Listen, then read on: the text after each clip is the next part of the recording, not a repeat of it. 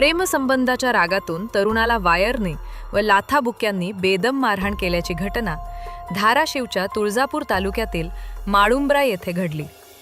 मारहाणीत गंभीर जखमी झालेल्या अरविंद बाळू मस्के वय 27 राहणार तरटगाव तालुका उत्तर सोलापूर याचा उपचारादरम्यान शनिवारी मृत्यू झाला।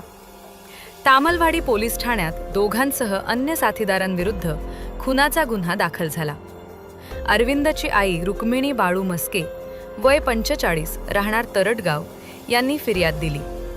पोलिसांनी विशाल वडणे, ओंकार वडणे दोघे राहणार माळुंब्रा आणि अन्य साथीदारांविरुद्ध गुन्हा दाखल केला आहे। फिर्यादीनुसार अरविंदचे मागील 3 ते 4 महिन्यांपासून माळुंब्रा येथील अर्चना वडणे हिच्याशी प्रेमसंबंध होते।